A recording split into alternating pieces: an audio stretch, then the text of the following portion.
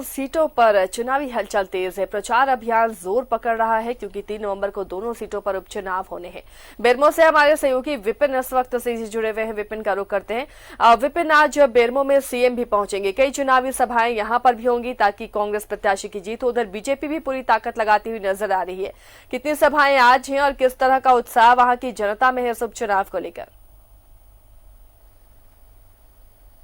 जी देखिए, ऐसे आज राज्य के मुख्यमंत्री हेमंत सोरेन जो कि यूपीए के लीडर हैं यहाँ के, वो चुनावी सभा को संबोधित करेंगे। कांग्रेस उम्मीदवार कुमार जयमंगल उर्फ अनूप सिंह के पक्ष में। इसके अलावा राज्य के पेयजल एवं स्वच्छता विभाग के मंत्री मिथिलेश ठाकुर का कार्यक्रम बेरमो विधानसभा क्षेत्र में है। इसके साथ ही साथ जो राज्य के स्वास्थ्य मंत्री हैं बन्ना गुप्ता, वो भी आज बेरमो विधानसभा क्षेत्र में। कृषि मंत्री बादल पत्रलेख का कार्यक्रम यहाँ पर है।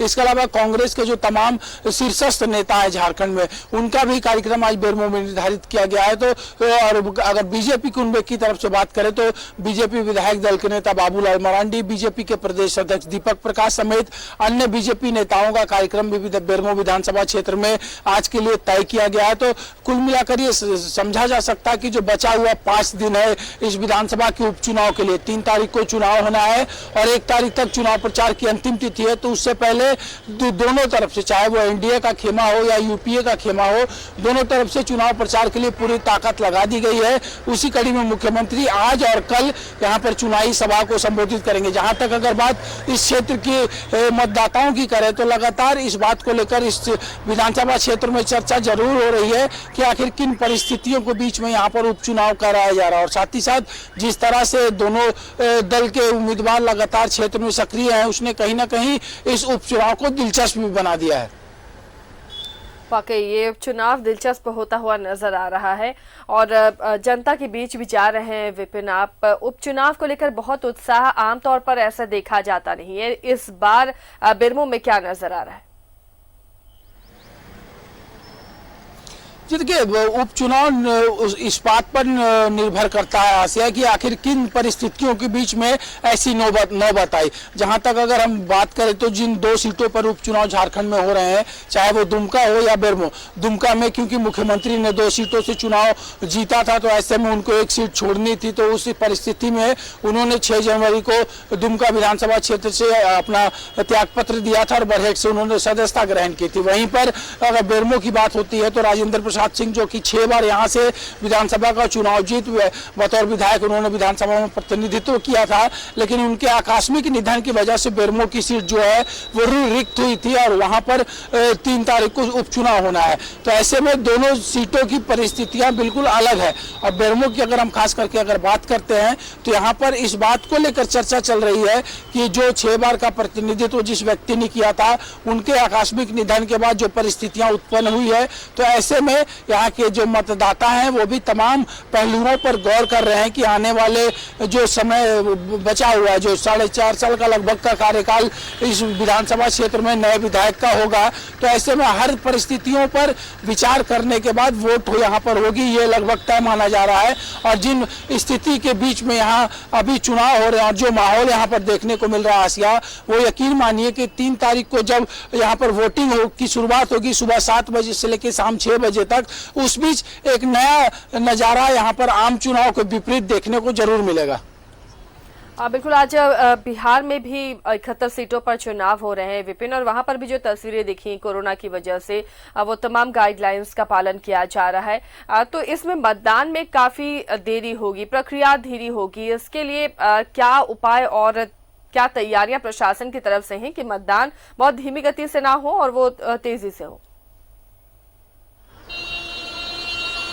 जी देखिए, ऐसे जब से चुनाव की घोषणा हुई और नामांकन की प्रक्रिया शुरू हुई थी, तब से लगभग अगर इन क्षेत्रों में हम अगर बात करें तो ऐसा लग रहा है कि कोरोना का इफेक्ट यहाँ पर नहीं के बराबर है, क्योंकि लगातार हर चुनावी सभाओं में भीड़ हो रही है। जनसंपर्क अभियान में लोगों की संख्या यहाँ पर ज्यादा देखने को मिल रही है। और खास करके अगर सुदूरवर्ती इलाकों की हम बात करते हैं तो वहां पर ना किसी के चेहरे पे मास्क नजर आ रहा है, ना कोई सोशल डिस्टेंसिंग की यहाँ पर बात देखने को नजर आ रही है। वहीं अगर वोटिंग के परसेंटेज को बढ़ाने की बात की जाए तो आमतौर पर जो चुनाव के दिन का समय निर्धारित होता है, अगर वो इलाका नक्सल प्रभावित ना हो तो सुबह 7 बजे से लेकर शाम 5 बजे तक मतदान होता है। लेकिन क्योंकि अभी कोविड-19 का जो माहौल है उसको देखते हुए इस बार 1 घंटे का अतिरिक्त समय निर्धारित किया गया है चुनाव के लिए, यानी कि सुबह 7 बजे से लेकर शाम 6 बजे तक पोलिंग की प्रक्रिया जो है वो चलेगी और शाम 5 बजे के बाद अंतिम का जो 1 घंटा होगा वो 1 घंटा निर्धारित किया गया है कि अगर कोई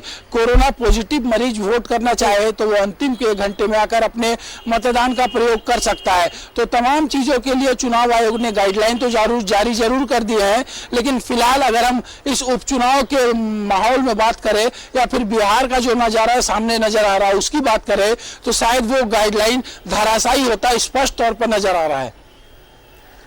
विपिन, इस बार का जो मुकाबला है कहा जा रहा है ये सरकार के लिए भी लिटमस टेस्ट है और बीजेपी भी पूरी कोशिश कर रही है कि वो दोनों सीटों पर जीत हासिल करे। तैयारियां और दिलचस्प मुकाबला कैसा दिख रहा है? क्या वाकई बहुत कांटे की टक्कर है या फिर एक तरफा मुकाबला नजर आ रहा है? ये देखिए आसिया, अगर मुकाबले की बात करें तो जाहिर सी बात है कि जब चुनाव होते हैं तो ऐसे में मुकाबला दिलचस्प तो जरूर होता, परिणाम जो भी हो, चाहे वो परिणाम एक तरफा हो या फिर कांटे की टक्कर हो, वो तो रिजल्ट बताता है। लेकिन अभी के माहौल में अगर हम बात करते हैं तो कहीं ना कहीं रोचक मुकाबला चाहे बेरमो हो या दुमका हो, दोनों सीटों पर नजर आ रहा है। और यहाँ की बात अगर हम कर ले जिस तरह से बेरमो में, तो आमतौर पर अब तक झारखंड अलग राज्य बनने के बाद कई बार उपचुनाव इस राज्य में हुए हैं। बीते 5 वर्षों में भी 6 से 7 सीटों पर उपचुनाव देखने को मिले थे, लेकिन जिस तरह का माहौल यहाँ पर अभी फिलहाल देखने को मिल रहा है, ऐसी रोचक तस्वीर इससे पहले चाहे सिल्ली हो, गोमिया हो, लोहरदगा हो, कोलेबिरा हो, पांकी हो, इसमें नजर नहीं आया था। तो ये कहा जा सकता है कि अब तक जितने उपचुनाव हुए थे उससे अलग इस उपचुनाव को रंग देने में राजनीतिक दल भी रंगे हुए हैं। और जिस तरह का माहौल देखने को मिल रहा है, जिस तरह से चुनाव के मैदान में लगातार दिग्गज कैंपेन करने के लिए आ रहे हैं, ऐसा नजारा इससे पहले संभवतः देखने को नहीं नजर आ रहा था। लेकिन क्योंकि नए विधानसभा का चुनाव जब 2019 में हुआ था, उसके बाद अभी 10 महीने का कार्यकाल ही सरकार ने पूरा किया है। इस बीच 2 सीटों पर उपचुनाव और एक उपचुनाव और तय हो चुका है आसिया की मधुपुर में भी, क्योंकि राज्य के कैबिनेट मंत्री हाजी हुसैन अंसारी का निधन हुआ है तो वहां भी उपचुनाव होना है। तो फिलहाल इन 2 उपचुनाव में अगर बात की जाए तो जाहिर तौर पर विपक्ष जो है इसे सरकार के लिटमस टेस्ट के तौर पर जनता तक ले जा रहा है। लगातार विपक्ष का यह कहना है कि सरकार ने 10 महीने में कोई कामकाज नहीं किया है। जिस तरह से कल लगातार विपक्षी नेताओं से जब बातचीत हुई थी तो उन्होंने यह दावा किया था। भाई अगर सत्तारूढ़ दल की तरफ से बात की जाए तो सत्तारूढ़ दल का यह कहना है कि 10 महीने में सरकार ने इस कोविड-19 के बावजूद जो काम किए, क्योंकि लगातार विकास योजनाएं बाधित हो गई थी कोरोना की वजह से, लॉकडाउन की वजह से, उसके बावजूद जिस तरह से रेस्क्यू कराकर मजदूरों को वापस लाने की बात हो या फिर इस कोविड-19 के दौरान जब लॉकडाउन था तो लोगों को खाना पहुंचाने की बात हो, सूखा राशन पहुंचाने की बात हो या अन्य तरह से सुविधा पहुंचाने की बात हो, तो सरकार ने निश्चित तौर पर वहां पर काम किया है। और पूरे देश ने देखा कि पूरे लॉकडाउन के बाद जब पहली बार कहीं से कोई मजदूर अगर वापस आया था तो वो झारखंड था जहां तेलंगाना से पहली ट्रेन खुलकर आई थी, या फिर झारखंड ही वो राज्य था जहां पर लेह और लद्दाख से राज्य की सरकार ने हवाई जहाज से लिफ्ट कराकर मजदूरों को पहुंचाया था। तो तमाम चीजें यहाँ पर पब्लिक ने देखा है। और अब अगर चुनाव के माहौल में बात की जाए तो आरोप प्रत्यारोप निश्चित तौर पर होगा, लेकिन 3 तारीख को जब यहाँ के मतदाता की बारी आएगी तब वो तय करेंगे कि उनके क्षेत्र में वो किसको विधायक देखना चाहते हैं। वो सत्तारूढ़ दल के साथ जाना चाहते हैं या फिर 10 महीने पहले उन्होंने जो यहाँ पर मतदान किया था उसके वो विपरीत जाना चाहें।